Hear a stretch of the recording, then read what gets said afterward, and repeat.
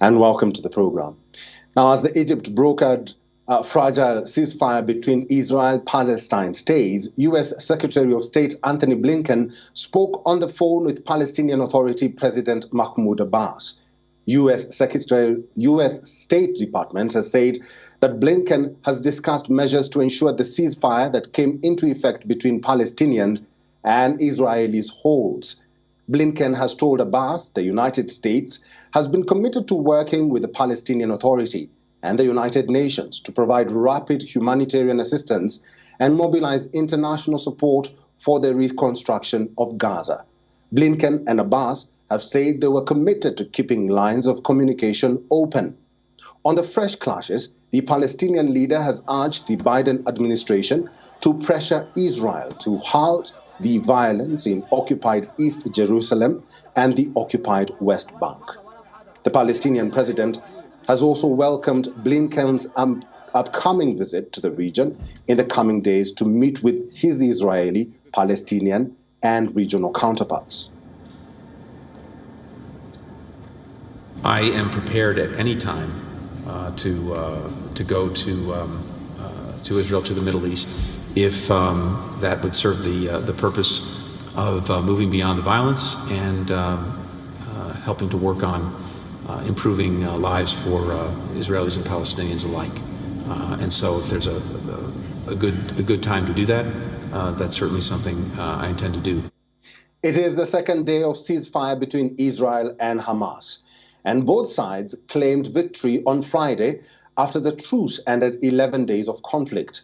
Focus now turns to assessing the damage caused and rebuilding, something that humanitarian officials warned will take years in Gaza.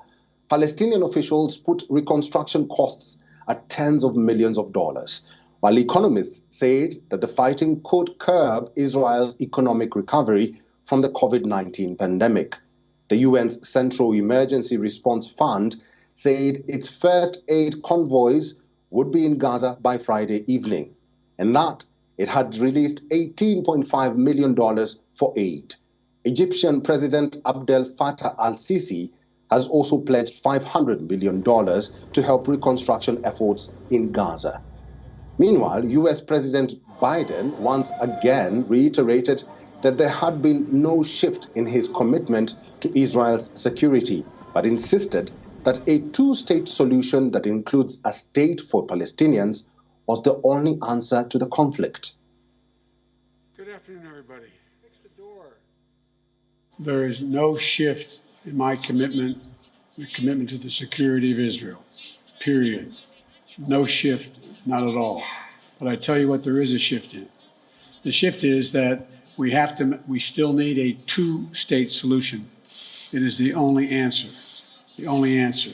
And what I'm convinced of is that we can now move, as I did even before I was able to negotiate, before the ceasefire was negotiated, that I made it clear that I spoke with President Abbas. We're going to make sure that we are going to provide for security in the West Bank, and we renewed the security commitment, as well as economic commitment to the people on the West Bank. I also indicated to the Israelis that I thought it was very important that they stop in Jerusalem this intercommunal fighting that is by extremes on both sides. It has to end. Meanwhile, the owner of a Gaza building that housed international media and was destroyed in an Israeli airstrike is set to lodge a complaint with the International Criminal Court. The complaint by Jawad Mehdi says that the attack on May 15th, which flattened Jala Tower, housing the offices of U.S. news agency Associated Press and Al Jazeera Television, was a war crime. His lawyer told the media that Israel could show no military objective for the attack. His lawyer also added that international law states that one can only harm civilian property if it is used for military purposes, and that was not the case here. Satellite images released on Friday showed the impact of some of Israel's airstrikes on Gaza. Images taken on May 12th and May 20th showed leveled buildings and plumes of smoke following the barrage of airstrikes. The death toll in Gaza is 248, including 66 children, with over 1,900 wounded. In Israel, 12 civilians have been killed, including 2 children and a soldier.